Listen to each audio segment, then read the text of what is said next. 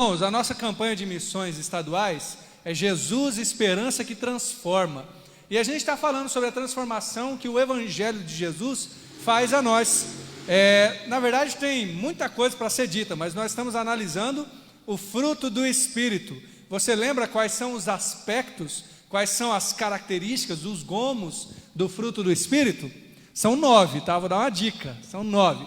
Amor, alegria, paz, longanimidade, benignidade, bondade, fidelidade, mansidão e domínio próprio. Então, agora que eu falei, vamos repetir junto comigo? Vamos lá. Amor, alegria, paz, longanimidade, benignidade, bondade, fidelidade, mansidão e domínio próprio. Amém. Olha aí, os irmãos aqui já decoraram, né? Eu espero que os irmãos em casa também. Abre sua Bíblia lá em Gálatas 5, 22 e 23, só para você ficar lembrado, né? Nós já falamos, na verdade, o Gálatas 5, 22, que são essas 9 características, né? E o 23 diz: contra essas coisas não há lei. Nós temos falado que o Evangelho gera mudanças. A primeira delas é a mudança no coração. Talvez no coração, na mente, no espírito, mas de modo geral no gerenciamento pessoal, digamos assim. Então o amor, a alegria, a paz, mas também o Espírito Santo e o Evangelho do Senhor Jesus gera mudanças nos nossos relacionamentos, que apareceu na longanimidade, benignidade, que também pode ser chamada de amabilidade, né? Delicadeza, brandura e bondade. E hoje nós vamos ver que o Evangelho gera mudança em quem eu sou, gera mudança na minha conduta pessoal, gera mudança na minha perspectiva de vida, gera mudanças talvez até no comportamento, no caráter, enfim, em coisas deste modo. A primeira delas, a primeira parte é a fidelidade. A primeira de qual? Né? Das 3 últimas. Lembra que a gente dividiu de 3 em 3. Então estamos nas 3 últimas hoje, que é a primeira dessas 3 últimas, é fidelidade. Já vamos começar pensando o que é fidelidade. Primeiro, recapitulando, antes de a gente apenas ler isso e entender, e já é muito bom, mas nós temos que lembrar que é algo que o Espírito Santo faz em nós. E todo cristão, todo mundo que serve Jesus, não tem desculpa de dizer: não, essa aqui eu não quero ter, não, essa aqui não é para mim. Os dons espirituais, depois você pode ler lá em 1 Coríntios 12, os dons espirituais sim, o Espírito distribui a cada um como quer. A um ele dá um determinado dom, a outro ele dá outro, mas o fruto do Espírito, as 9 características, você e eu somos chamados, somos convocados por Jesus para vivê-las na nossa vida. Então não tem desculpa. Se eu ver alguma aqui que eu não gosto, se eu ver alguma aqui que é difícil, que pisa num calo meu, não tem desculpa nenhuma. Eu preciso vivenciá-las. Bom, recapitulamos isso, agora vamos para frente. Agora vamos para o desafio. Fidelidade. A palavra pode ser traduzida por fé também. Coloca lá, William. Eu acho que tem uma versão aí que traduz por fé, porque é a mesma palavra. Em alguns contextos chama fé, ali ó, e outros é fidelidade. Mas por que a gente entende que neste caso é fidelidade, né? Porque está no contexto de falar sobre o nosso caráter, de falar sobre as nossas relações e de falar sobre como eu trato os outros, como eu me porto diante dos outros. É claro que eu tenho que ter fé em Deus, mas em relação a você, eu não sou chamado a ter fé em você, uma fé salvífica, como essa palavra poderia dizer. Mas contigo eu sou chamado a ter fidelidade. Bom, se a Deus também, eu tenho que ser fiel a Ele, andar naquilo que Ele quer para mim. Mas em relação a você, eu tenho que ser alguém leal, alguém que você possa confiar. Eu colocaria assim que fidelidade aos outros é alguém que cumpre as promessas, alguém que é amigo, você pode contar, alguém que não é fofoqueiro, porque o fofoqueiro não é fiel. Você sabe disso, né? E essa fidelidade tem a ver comigo mesmo, com a ideia de eu ser honesto, eu ler a Bíblia e realmente ver o que eu estou cumprindo, o que eu não estou cumprindo. Porque às vezes a gente não é fiel nisso, não é verdade? Às vezes a gente lê a Bíblia e finge que não leu. Lê a Bíblia, Deus fala conosco e a gente finge que não é com a gente. Ah, se o irmão estivesse ouvindo. Não, é comigo. Fidelidade comigo mesmo também nesse sentido. Ser justo, ser honesto. fazer o certo porque é o certo. Ah, se o mundo fosse assim, né? Ah, se as pessoas no mundo fossem fiéis. Mas se as pessoas do mundo não foram chamadas para serem fiéis, você e eu fomos. Você e eu que servimos a Jesus, que temos a Jesus, precisamos ser fiéis a Deus, aos outros e até honestos conosco mesmo. Agora a gente enfrenta algumas dificuldades para isso. Primeiro, a gente vive num mundo onde as coisas estão sempre mudando, sempre sendo transformadas. A fidelidade não é celebrada num mundo assim. Você ser fiel a alguma coisa, seja mesmo dentro da família, dentro da instituição, dentro da igreja, você é taxado como um retrógrado, alguém que fica para trás. Mas a Bíblia nos chama para ser fiel. O mundo celebra, colocaria assim, o mundo celebra a ambição, aquele que está sempre crescendo. Não importa se pisa no outro, não. Ele está galgando degraus, crescendo, seja no contexto onde ele está, na empresa, mas o mundo celebra a ambição, mas a palavra de Deus e o próprio Espírito de Deus celebra a fidelidade. Com isso não quer dizer que ser fiel você será um fracasso, mas ser fiel você terá de escolher servir o Senhor Jesus, fazer aquilo que você sabe que é verdade, mesmo que isso gere algum tipo de fracasso neste mundo. De certa forma, ser fiel é ficar para trás em alguns momentos, porque você vai ser fiel à sua palavra, você vai ser fiel ao que você falou aos outros, ao que você sabe que é certo, e vai ter muita gente que não vai ser fiel e vai sair na frente da gente, vai sair na frente de você, porque fidelidade atrapalha às vezes, para ser bem honesto, mas você é chamado para isso, eu sou chamado para isso. Nós não somos chamados para ganharmos dos outros em tudo, nós somos chamados para ser parecidos com Jesus. Qual que é o contrário do que não é fiel? Do infiel, né? É aquela pessoa oportunista, amigo só nas horas que é melhor para ele. Você já foi assim? Ou melhor, não vamos bater tanto, né? Você conhece alguém assim? Ah, eu já fui assim e eu já conheci gente assim. É amigo na hora que é bom ser amigo. É amigo na hora que a gente tem dinheiro. Não tem amigo que é assim? É amigo na hora dos bons momentos. Mas a fidelidade é mais do que isso. E para a gente praticá-la, muitas vezes, irmãos, como eu falei, a gente vai sair perdendo em alguns momentos. Mas é o perdendo a curto prazo. Talvez eu perca alguma coisa que eu falei com o outro e o outro não cumpriu. Mas é ganhar a longo prazo. Porque a longo prazo, aquele que se torna parecido com Jesus, só tem a ganhar. Ainda que perca muita coisa nesta vida, ganhará a presença do Senhor Jesus. É muito melhor que você seja aprovado por Deus do que pelo mundo. É muito melhor. No final da sua vida você vai ver que isso é muito mais importante. Mas não vamos colocar só no final da vida, só na eternidade. Aqui mesmo. Quanto mais nós conhecemos o Senhor Jesus, mais nós queremos ser aprovados por Ele e não pelo mundo. Talvez se eu estou querendo ser aprovado pelo mundo que celebra a ambição, a infidelidade, é porque eu não estou tendo um relacionamento profundo com o meu Deus, porque quanto mais eu conheço Jesus, mais eu quero agradá-lo, e ser fiel é uma das maneiras de agradar a Deus. Inclusive, para praticar isso, eu tenho que conhecer Ele profundamente. Lá em 2 Coríntios 1,18, o apóstolo Paulo fala assim: como o Senhor é fiel, a nossa palavra para vocês não foi sim e não. Olha o que ele está dizendo: eu conheço esse Deus que é fiel, então eu não disse sim e não para vocês, no sentido assim, minha palavra para com a igreja dos Coríntios não foi uma palavra dúbia, uma palavra que ficou trocando de verdades, digamos assim.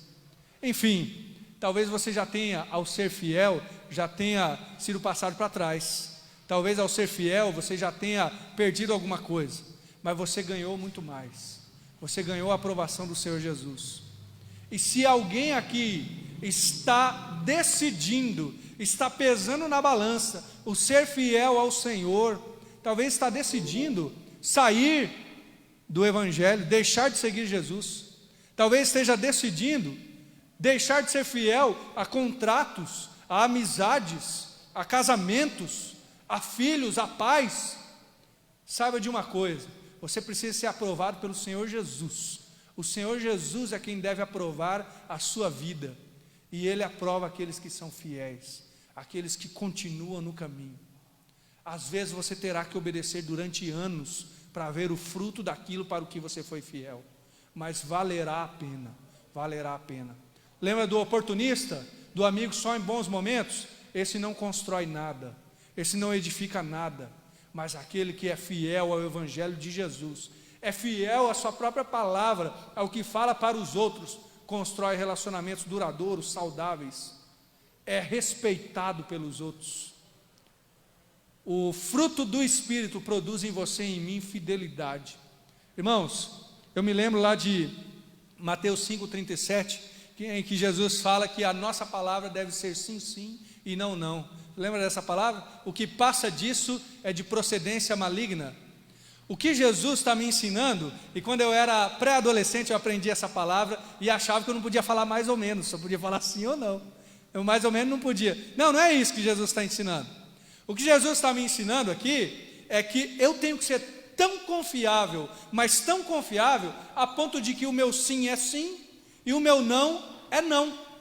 Você já imaginou, irmãos, que tipo de comunidade, que tipo de grupo, de igreja que a gente pode construir sendo fiel, a tal ponto de eu poder falar com quem quer que fosse, resguardando situações familiares, resguardando diferenças necessárias, mas confiar a quem quer que fosse uma palavra. Imagina só, eu poder escolher quem quer que fosse aqui dentro, os irmãos que estão nos assistindo, para contar tudo, sabendo que isso não sairia. Isso é ser fiel, isso é uma comunidade fiel, onde o sim é sim e o não é não, onde a palavra fica guardada, onde aquilo que fala cumpre. Mas não é hora de eu lembrar do outro irmão, da outra pessoa, é para eu lembrar de mim. Senhor, eu tenho sido fiel, eu sou tão fiel e confiável a ponto das pessoas poderem saber, não, se falar com o pastor, ou você coloca você aí, não me coloca não, se falar comigo, vai estar guardado, sou uma pessoa de confiança. E aquele que é fiel, além de ser alguém de confiança, vai adquirindo sim a confiança dos outros. O Espírito de Deus trabalha em nós para que a gente seja assim. O Senhor Jesus foi fiel, Ele obedeceu até a morte. Até quando que eu preciso ser fiel ao Senhor? Até quando eu preciso ser fiel ao chamado que Deus tem para mim? Até quando eu preciso guardar com fidelidade o caráter de Jesus? Filipenses 2,8 diz que Jesus, sendo homem, se humilhou e foi obediente até a morte, morte de cruz. Essa obediência é a fidelidade ao que o Pai havia enviado Ele para fazer. Você e eu somos chamados a ser fiéis até esse tempo, mesmo que seja para a morte. Que você e eu possamos ser confiáveis a tal ponto de poder ter uma palavra, de poder ser obedientes ao Senhor Jesus, ser pessoas confiáveis. Agora, deixa eu fazer a pergunta para você. Vamos começar do que talvez a gente nem considera muita coisa, né? Das pequenas palavras, das pequenas fofocas, das pequenas conversas, daquilo que eu ouço de um e conto para outro. Se eu faço isso, e se você fez isso essa semana, esse mês, se é a sua prática, então você e eu precisamos crescer em fidelidade. Essa parte do fruto do Espírito precisa ser desenvolvida em mim. Porque quem conhece Jesus, segura a língua. Quem conhece Jesus, não passa para frente aquilo que não tem a ver com ele, aquilo que não é necessário. Eu preciso crescer nisso, irmãos. Não sei os irmãos, mas eu preciso crescer. E não é apenas uma palavra assim de, como eu posso dizer, de aplicação só não. De fato, como se eu queria me usar de exemplo. Gostaria de não me usar, mas eu preciso crescer nessa fidelidade. E se eu preciso crescer no pequeno, na palavra, na pouca coisa, eu também preciso crescer no maior, na fidelidade ao Evangelho de Jesus, naquilo que eu falo, cumprir. Alguém fiel aqui talvez seja alguém que cumpre, talvez não, eu tenho certeza, cumpre sua palavra, cumpre com horários, cumpre com contratos, com o que fala mesmo. É esse tipo de servo de Deus que o Espírito Santo produz com o fruto. Que seja você e eu assim. Eu espero que essa palavra só sirva para mim, viu? Espero que você não precise ouvi-la, mas se você precisa, coloca diante do Senhor a sua vida. Diga, Senhor, me faz alguém mais fiel a Ti. Desenvolve em mim essa parte do caráter de Jesus. Agora vamos para frente. Tem a mansidão. Depois da fidelidade, a mansidão. Dois personagens, duas pessoas na Bíblia que são apresentados como mansos. Um deles é Moisés e o outro talvez você já ouviu falar, Jesus. Jesus fala que é manso e humilde de coração. O que é isso então? O que é ser manso? A palavra manso tem algumas colocações importantes. A primeira delas é alguém que é submisso a Deus. Ele é manso no sentido de estar abaixo daquilo que Deus fala. Mas a mansidão também tem a ver com alguém que trata os outros bem, que é dócil no trato, que conversa bem. Sabe, alguém manso é aquele que não fala apenas a verdade, mas fala a verdade em amor. Não fala a verdade para matar e machucar, porque você sabe que há diferença, não sabe? Às vezes a gente pode falar a verdade e o outro sair detonado, e às vezes a gente pode falar a verdade e o outro sair edificado. Se você tem o Espírito de Deus, você é chamado para falar a verdade para edificar, não para destruir, porque isso é não ter o caráter de Jesus. Você usa a verdade para destruir os outros, ainda que seja a verdade mesmo, fora interpretações. E essa palavra, eu acho uma definição muito boa, porque essa palavra manso, ela era usada também para animais domesticados. Um animal domado era um animal manso. A mesma palavra ali, usada para mansidão, é usada para animal domesticado. Não é querendo chamar a gente de animal domesticado, mas eu acho que é uma boa analogia, uma boa ilustração. Porque pense lá, não sei se você já teve contato com um boi. Eu já vi alguns touros enormes, dá até medo de chegar perto. A bufarada dele é até quente, mas ele é domado. Você pode pegar ele, fazer o que você quiser, ele é domado. Não digo o que quiser, porque eu não fazia assim, não chegava muito perto, não montava, mas pelo menos passar a mão assim na cabeça do boi, de longe. Esse touro, esse boi ou qualquer animal domesticado, ele pode ter uma força muito maior do que várias pessoas juntas, mas o fato dele ser domado, ele segura a sua força. Então não é um animal que não tem força, é um animal muito forte, mas que aprendeu a guardar a sua força para usar só no momento necessário. Assim é alguém manso. Não é um bobo, não é alguém que deixa os outros deitarem em cima dele, mas alguém manso é alguém que sabe organizar a sua força, a sua ira até, para usar só na hora certa. E sabe, eu diria que um manso é alguém que sabe dosar aquilo que faz. Dosar as palavras, dosar o jeito, dosar a altura da voz, tem um controle sobre si, porque é manso, não é bobo, é manso.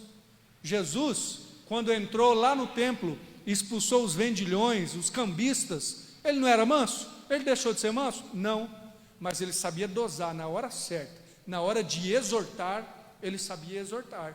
Na hora de puxar a orelha, bom, Jesus sabia puxar a orelha, mas ele continuava sendo manso. Irmãos, qual a dificuldade para ser manso então?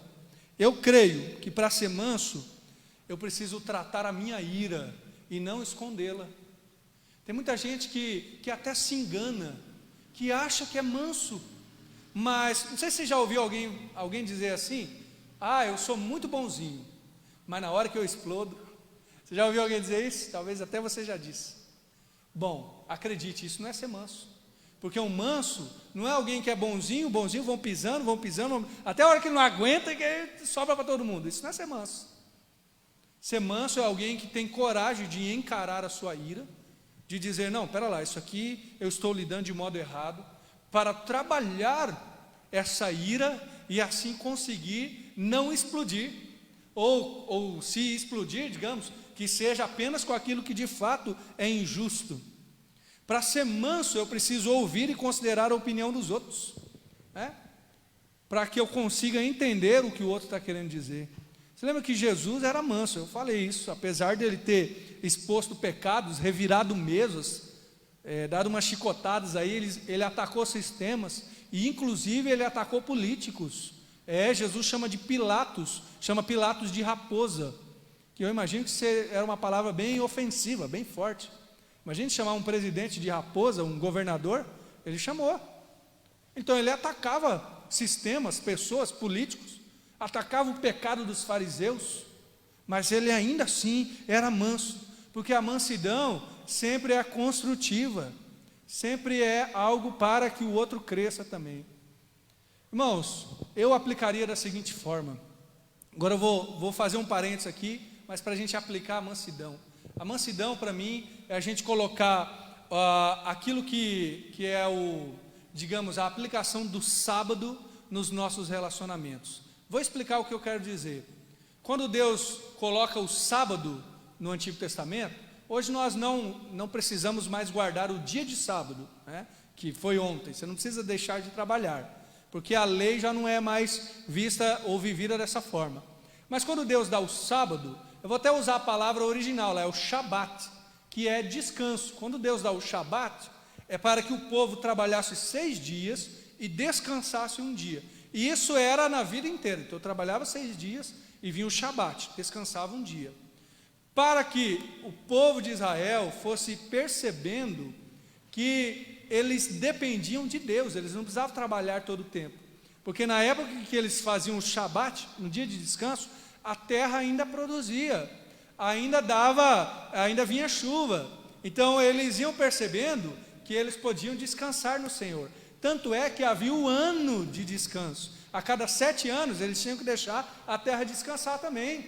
E o que isso fazia durante anos, durante décadas, depois de gerações? Ia colocando na cabeça do povo de Israel que a produtividade deles não dependia do seu esforço, dependia da mão do Senhor.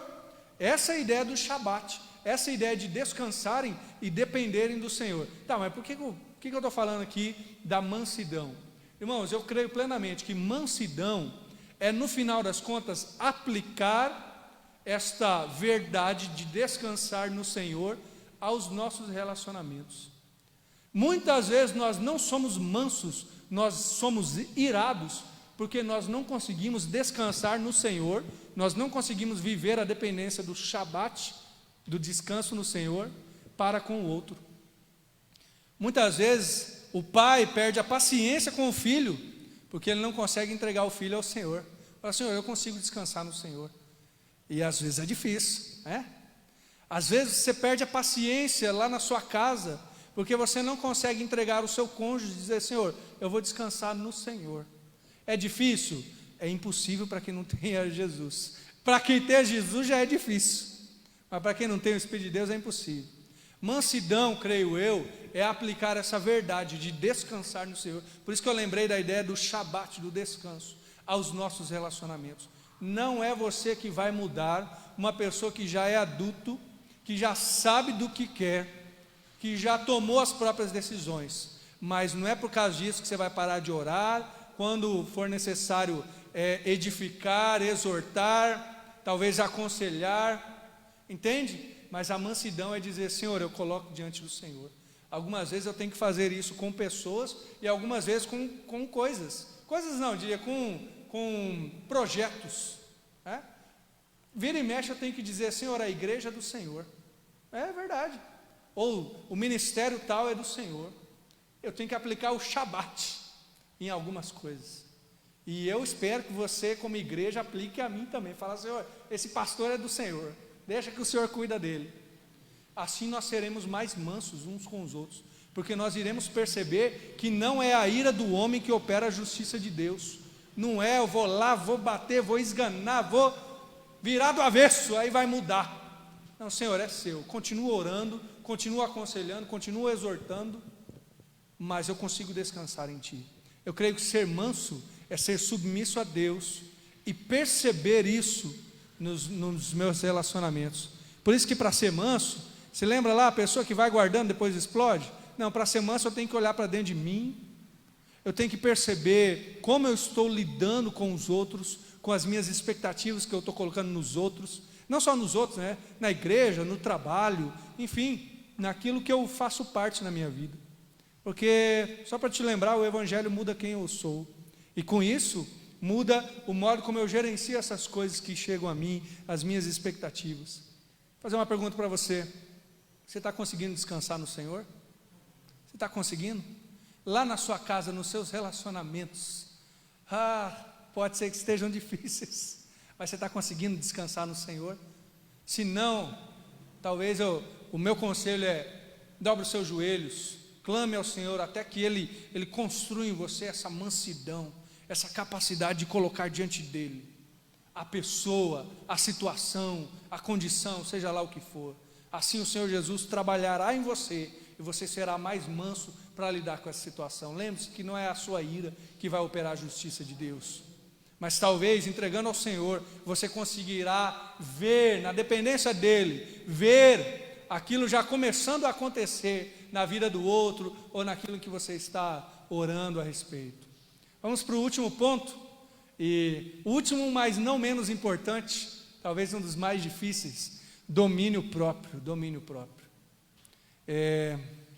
Eu diria que, passando para essa parte, ou você tem domínio do eu, ou o eu tem domínio de você. Eu vou falar de mim, né? Ou eu domino a mim mesmo, ou tem alguma coisa dentro de mim que vai me dominar. É estranho, né, irmãos? Porque de alguma forma, nós somos pessoas partidas. De um lado a gente quer uma coisa, e de outro lado a gente quer outra. A melhor olhada para dentro assim de si mesmo, que pelo menos que eu encontro, é do apóstolo Paulo lá em Romanos 7. Você já leu o capítulo de Romanos 7? Depois você fica desafiado a ler. Ele começa uma discussão com ele mesmo. Ele fala assim: não, eu quero fazer uma coisa, mas o bem que eu quero fazer, esse eu não faço. O mal está sempre na minha frente, e quando eu faço é o pecado que habita em mim que está fazendo. A tal ponto que ele chega a dizer: miserável homem que eu sou, quem me livrará deste corpo de morte? Por quê? Porque ele está percebendo que há duas ou mais, né? Mas vamos colocar pelo menos duas vontades dentro dele. Se você for honesto consigo mesmo, se você olhar para dentro de si, você vai ver que há essas duas vontades em você também. O livro de Gálatas nos fala, chama isso, né? Lá no verso 16 do capítulo 5: andai em espírito e não cumprireis as concupiscências da carne, porque a carne cobiça contra o espírito e o espírito contra a carne. É isso que está lutando dentro de você agora que você tem Jesus. Talvez por isso, fazendo um outro parênteses, talvez por isso as pessoas do mundo se sintam, entre aspas, tão livres, porque eles não têm o Espírito dizendo: olha, não faça isso, não faça aquilo. A liberdade do mundo, na verdade, é uma libertinagem, é uma liberdade na prisão do seu pecado. Mas quando você vem a Jesus, o Espírito Santo de Deus começa a testemunhar com o seu Espírito, e eu espero que incomode mesmo, para dizer: não, isso que você está fazendo não está certo, faça do outro jeito. Mas e aí, o que eu posso fazer com o Espírito Santo de Deus tocando no meu coração, falando para mim, me incomodando? Eu posso lutar, construir, para ter domínio próprio, para dominar o meu eu. Vamos para a definição. A palavra domínio próprio aqui, alguns talvez tenham na sua tradução temperança, mas essa palavra tem a ver com o poder sobre o eu, o poder sobre mim mesmo. Ela é usada lá em 1 Coríntios 7, 9, para quem dominou seus impulsos sexuais. Tem a ver, mas não é só a questão sexual, mas tem a ver também. Em 1 Coríntios 9, 25, o apóstolo Paulo está fazendo uma ilustração de atletas, aquele que corre no estádio, ele se prepara, ele faz o máximo possível. Então, nessa colocação, Paulo também usa a palavra domínio próprio, ou controle sobre o eu.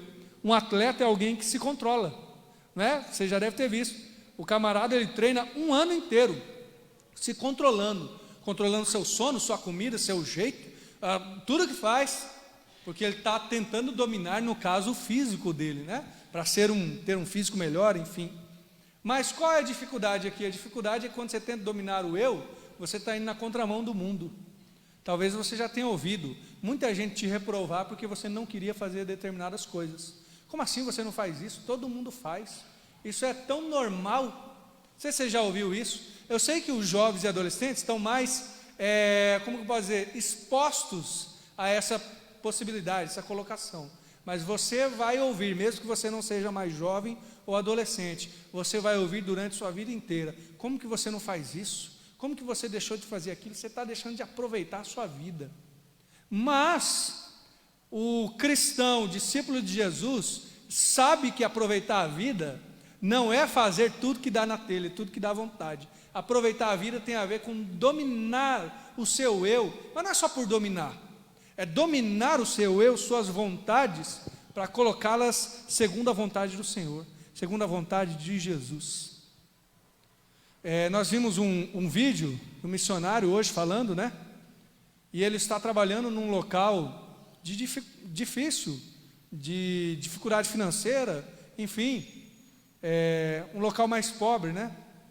talvez se ele fosse atender, não o conheço, mas posso dizer, se ele fosse atender a sua vontade própria, pode ser que ele estivesse lutando para chegar num local muito mais rico, ou não estivesse ali pregando o Evangelho de Jesus. Mas eu tenho certeza, mesmo sem conhecê-lo, que há grande satisfação no coração por ter dominado a sua própria vontade, ou a vontade do eu, e colocado abaixo de Jesus. Uma vez eu estava no retiro de jovens, e naquele retiro eu estava entrevistando os pregadores, né? Era uma coisa que, digamos assim, uma participação especial no retiro de jovens. Então, antes do culto, ou no começo do culto, como era um culto bem mais extenso, eu sentava com o pregador da noite, com a pessoa que ia falar, e fazia uma breve entrevista com ele, né? Como é a sua vida, o que você está fazendo? Enfim, até para os jovens e adolescentes ali conhecerem um pouco melhor o pregador, a pregadora. E uma dessas pessoas era uma missionária que estava em um país perseguido. E eu estava entrevistando ela ali, inclusive aquele tipo de missionário que até o nome não é o nome dela, né? Você sabe que não pode nem publicar o nome. Então, era chamado de um nome, mas o nome dela era outro. Entrevistando ela ali e perguntei de perseguição, né? Não era nada transmitido pela internet, ela podia falar abertamente. Então ela falou de algumas perseguições que ela havia sofrido, algumas dificuldades, pessoas pressionando, diminuindo ela, enfim, algumas coisas assim. E não sei por que me deu na telha. Eu perguntei, poderia ter até saído uma pergunta ruim, né? Eu falei, não, e você se arrepende disso? E ela disse, não, é a melhor coisa que eu já fiz na minha vida, é ter ido pregar o Evangelho lá onde eu estou. Gente, isso é alguém que dominou o eu, porque ela poderia estar na sua casa e ninguém iria condená-la. Mas é alguém que dominou o eu e estava muito melhor, porque, digamos, o Espírito, né? Ou o chamado do Senhor foi atendido por ela. Quando nós começamos a dominar a nós mesmos, não é apenas para ser alguém triste, porque as pessoas no mundo têm a ideia de que crente é um ser triste. Quem serve Jesus é triste, porque não faz um monte de coisa que no mundo faz. Não. É porque nós encontramos uma alegria muito maior, que é a alegria de servir a Jesus, de ser aprovado por Jesus. Mas para isso eu preciso estar próximo dele. Jesus já foi comparado ao sol da justiça. Na verdade, Malaquias profetiza que virá o sol da justiça. E alguns autores chamam Jesus como sol. E eu acho que é uma boa comparação, no sentido de que quando a gente está próximo do sol, não próximo, né, mas quando o sol abre, a gente tem o calor do sol, a gente sabe como é bom, especialmente nesse tempo aí, que eu sei que a maioria dos irmãos não gosta muito de frio, né? Passou um tempo de chuva, sem sol, dia nublado, aí abre o sol, você fica até no sol, né? Bota a cadeira no sol para sentir os raios solares. Quando eu me aproximo de Jesus, é mais ou menos assim. Eu começo a perceber e a vivenciar aquilo que Ele tem para mim, e começo a perceber como isso é bom. Quando você está próximo de Jesus, e só quando você está próximo de Jesus, é que você começa a perceber como é bom dominar o eu, e dominar o eu para não fazer as coisas erradas e ruins, mas até mesmo controlando outras coisas, como fazendo o jejum, por exemplo. Você começa a perceber como é bom dominar o eu para se aproximar de Jesus. É tão difícil, irmãos, e talvez eu tenha de falar isso para abrir os seus olhos, te exortar, se você está na igreja, mas está longe de Jesus. Todo desvio, ou toda pessoa desviada, começa a ser desviado dentro da igreja. Não é alguém que está ativo, fazendo tudo, orando, buscando ao Senhor, e no outro dia fala, não, vou desviar. Não é assim. Ele está na igreja, ele para de buscar Jesus, e acha que ir à igreja, no caso assistir à transmissão, se for o caso, já é suficiente. Mas, quanto mais longe de Jesus você está, menos sentido a coisa começa a fazer. Aí você começa a vir na igreja e fala assim, não, mas para que cantar tanto? Mas para que o pastor está pregando tanto? Está falando da Bíblia? Não. Você entende? A coisa começa a parar de fazer sentido, aí fica mais fácil desviar. Aí que acontece, sabe por quê? Porque só vai fazer sentido se eu estiver perto de Jesus. Então, quem sabe, se você está precisando ouvir isso, abre o teu olho, se aproxima de Jesus, e quanto mais próximo de Jesus, mais você vai entender como é gracioso dominar o eu, ter autocontrole, não ceder a qualquer impulso, pode ser físico, sexual, mas pode ser o impulso do orgulho, da ira, o impulso de qualquer outra coisa, né? Enfim, vamos falar sobre o domínio próprio na prática. A ideia de controlar a si mesmo não é um rebaixamento, mas é uma maturidade, é uma capacidade de conhecer a si mesmo e ser honesto consigo mesmo.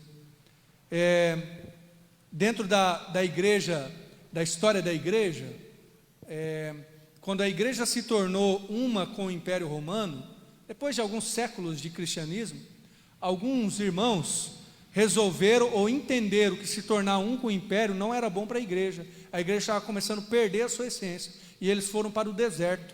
Inclusive é um movimento muito bonito, chamado Pais do Deserto.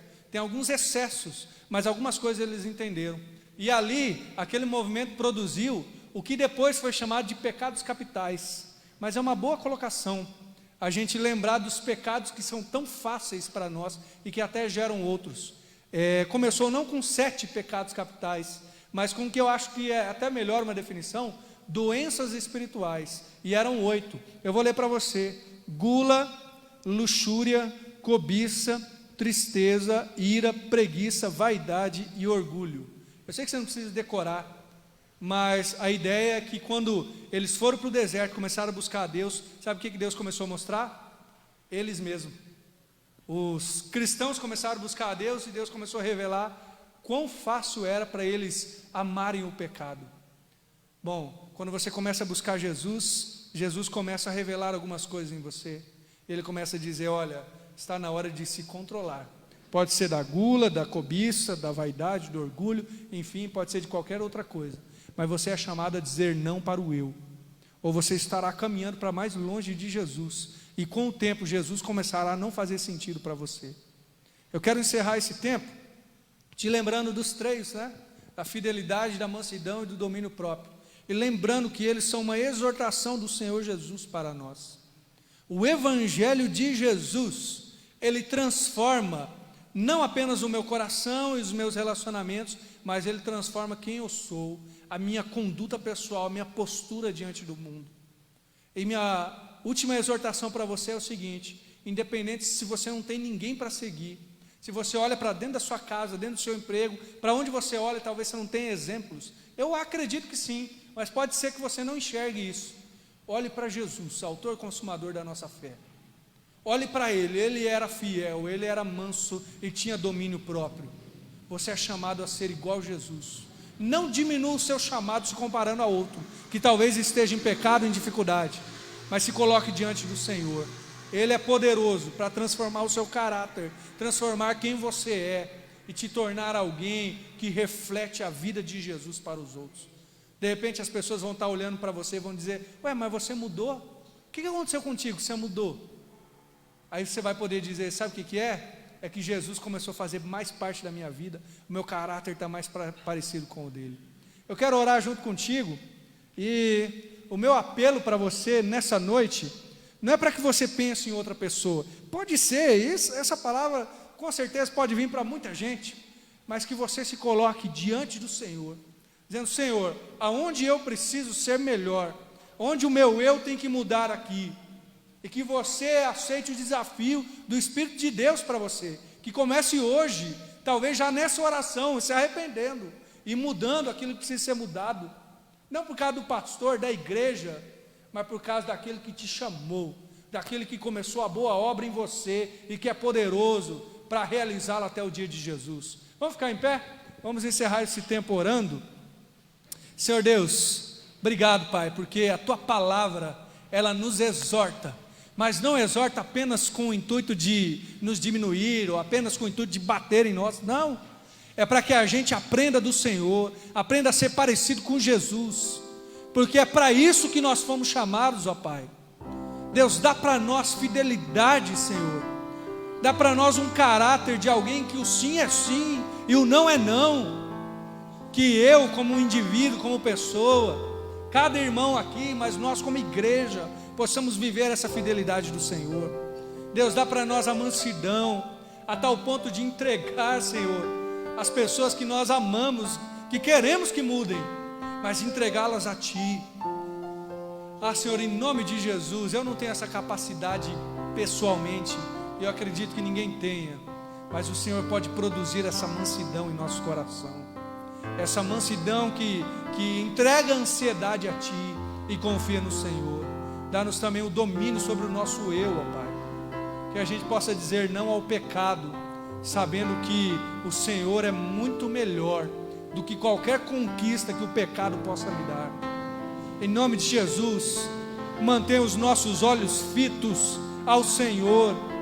Não deixe que a gente olhe para o lado, que a gente esqueça de quão glorioso é Te servir, e que a maior recompensa é ter a Tua presença na nossa vida. Se tem alguém aqui, Senhor, que já parou de olhar para Ti, que já está com seu coração desviado, apenas está cumprindo rotina ao vir à igreja, ao assistir ao culto transmitido, que o Senhor possa trazer também um fervor no coração, um arrependimento, Senhor, uma tristeza mesmo, em nome de Jesus, para que se aproxime de Ti. E Senhor, aqueles que têm sido fiéis, aqueles que têm sido mansos, têm lutado contra o eu, e talvez estejam no meio do caminho, mas já estão cansados, já estão desanimando, porque não veem resultados, não veem aquilo pelo qual tem orado, tem derramado lágrimas até, quem sabe colocado horas de oração e de clamor, de angústia diante do Senhor. Senhor, renova o ânimo desses, Senhor. Senhor, nós pedimos que o Senhor realize aquilo que for da sua vontade, mas muito mais, desembaça a vista para que possam enxergar o Senhor, enxergar a recompensa que tem no Senhor, e como o Senhor é precioso, em como Te buscar é o melhor. Aqueles que estão desanimados pela sua família, pela sua casa, pelas condições, que o Senhor faça com que enxerguem melhor, enxerguem a recompensa que tem em Ti, em permanecerem firmes, ó Pai. Esse é o nosso pedido, a nossa oração, e nós Te agradecemos por tudo que o Senhor tem nos dado, em nome de Jesus, amém, amém e amém. Que o Senhor Deus te abençoe, que você vá na graça e na paz do Senhor Jesus, e tenha uma semana abençoada na presença dEle.